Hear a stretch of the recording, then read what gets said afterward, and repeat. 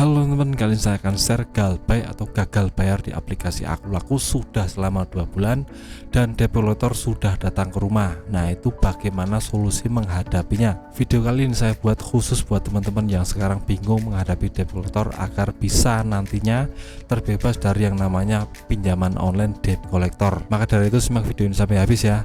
Yang pertama, jika teman-teman sudah didatangi oleh debt collector, sambut dengan baik ya, dengan biasa saja, suruh masuk seperti itu, jangan langsung main kasar atau malah marah-marah. Pertama, teman-teman harus suruh masuk ke rumah dulu. Nah, kalau sudah suruh masuk ke rumah, teman-teman tanyakan dulu untuk identitasnya. Nah, ini sangat penting sekali. Yang pertama, jelas KTP-nya di mana. Terus yang kedua, surat tugasnya mana, apakah ini resmi dari pinjaman online atau bukan. Yang ketiga, surat sertifikasi debt collector-nya gimana. Nah, ini banyak sekali sekarang debt collector yang ngaku-ngaku dia nagih tapi nggak punya surat kuasa dari pinjaman online, nggak punya surat sertifikasi dari pinjaman online. Itu harus teman-teman tanyakan dulu agar nantinya teman-teman tahu apakah ini debt collector palsu atau bukan. Kalau umpamanya nggak punya surat kuasa atau surat sertifikasi dari debt collector, teman-teman usir saja, nggak apa-apa, karena ini adalah orang yang menipu kita, bukan resmi debt collector dari aplikasi pinjaman online ya. Jadi jelas teman-teman harus usir kalau nggak punya surat sertifikasi dan surat kuasa. Terus umpamanya kalau punya surat kuasa, surat sertifikasi gimana bang? Nah, teman-teman jujur saja tentang keadaan ekonomi teman-teman. Kalau nggak punya uang ya ngomong saja, saya sedang tidak punya uang, besok kesini lagi saya akan usahakan, seperti itu. Jadi teman-teman harus mentalnya kuat untuk bisa bernegosiasi dengan debt collector. Jangan takut, debt collector itu cuma manusia biasa, bisa diajak kerjasama, bisa diajak ngobrol yang enak.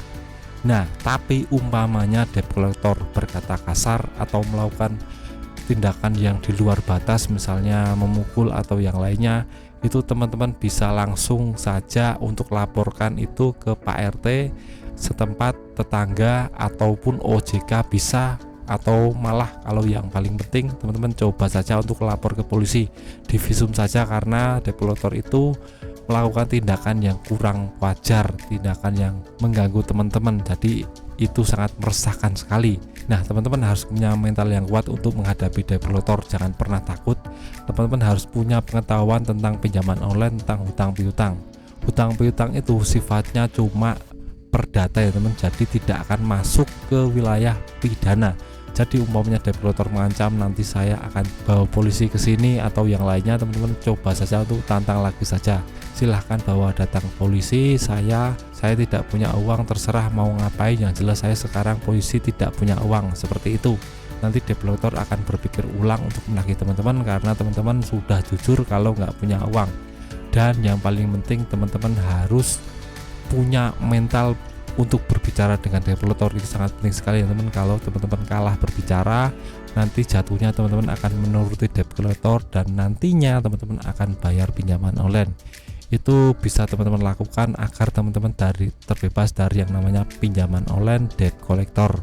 Nah, ada juga debt collector yang mengancam-ngancam mau melaporkan ke polisi atau yang lainnya. Teman-teman tenang saja, teman-teman harus punya pemikiran yang tenang, teman-teman harus punya mindset yang kuat untuk ini. Jadi teman-teman tidak boleh gegabah, tidak boleh takut, tidak boleh yang namanya kecil hati, karena debt collector itu juga manusia seperti kita.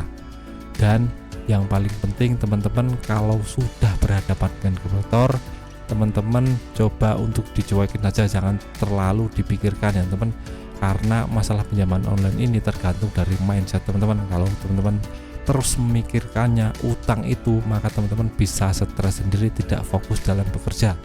Teman-teman harus coba untuk cari income tambahan selain pekerjaan teman-teman, misalnya jadi content creator atau jualan di jalan atau yang lainnya. Yang jelas teman-teman harus cari sumber pemasukan lain. Kalau teman-teman bisa, nanti teman-teman coba untuk melakukannya, dan teman-teman wajib untuk sedekah yang banyak. Teman-teman membahagiakan orang tua, teman-teman berdoa kepada Tuhan agar dapat rezeki yang melimpah untuk bisa bayar pinjaman online.